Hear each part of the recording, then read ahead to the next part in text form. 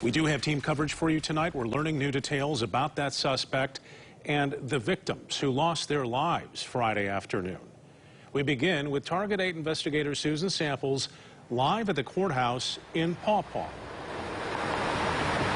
Those who investigated Aiden Ingalls back in 2018 when he plotted a school attack say they hope this story goes national, that it forces everyone to focus on mental health and find the resources to keep these kinds of tragedies from happening. But they also say this particular tragedy could have been prevented.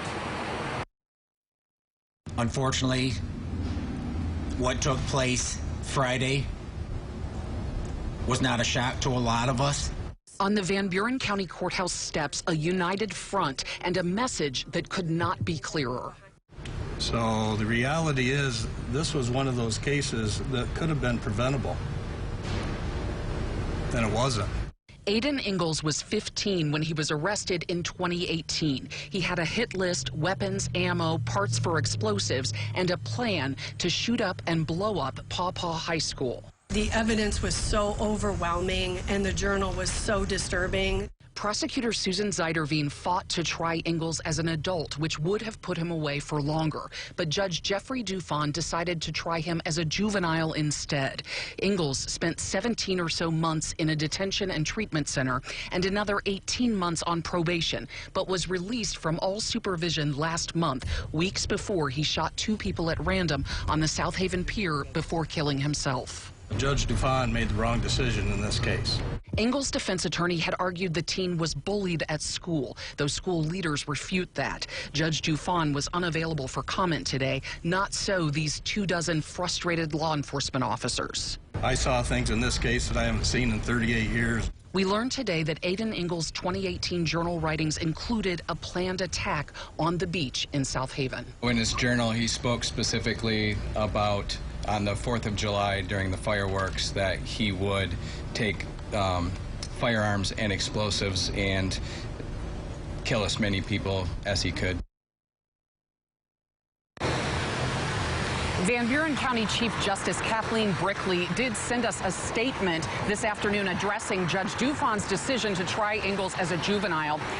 She wrote, "Our justice system is in a constant balancing act, balancing our rights and liberties as individuals with the safety and security of the public. In this case, after much deliberation, there was agreement by the elected prosecutor at the time in 2018 that the chosen path forward was the right one, and there was no appeal of the court's decision to try Ingalls as a juvenile." Aiden Ingalls had been staying with his grandparents in Bangor this summer. It was his grandpa back in 2018 who alerted Ingalls' mom when he realized the teen had stolen guns from him. Ingalls' mom took the teen to the sheriff's department. In this case, police say they are still trying to figure out how and where Aiden Ingalls obtained the 9mm gun he used in Friday's shooting.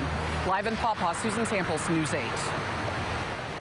And tonight we're also learning a little bit more about the victims of that random shooting, a couple who had been married for nearly 50 years. Relatives confirmed that 73-year-old Charles Scusa of the Kalamazoo area died and that his wife Barbara Scusa remains in critical condition.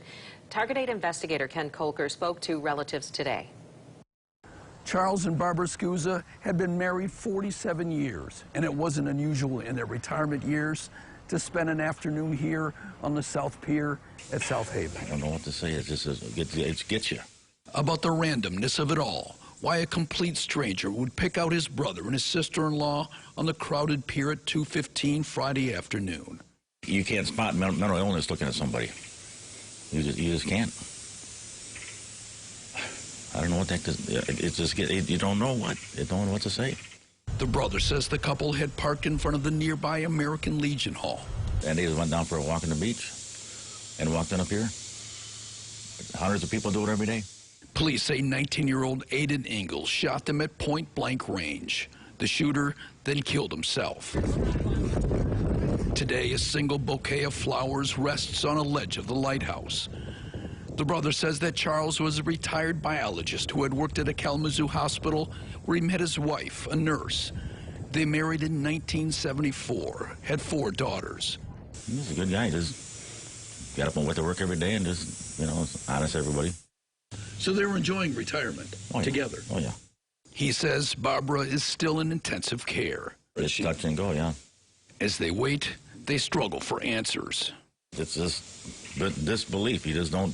Why? There's no explanation. I don't know. It just gets you. Makes no sense. The brother told us that funeral arrangements are still pending for Charles Scusa. In South Haven, Ken Kolker, News 8. And there are still a lot of questions surrounding Friday's shooting. Our team working to uncover new details on this. Look for continuing coverage both on air and online at woodtv.com.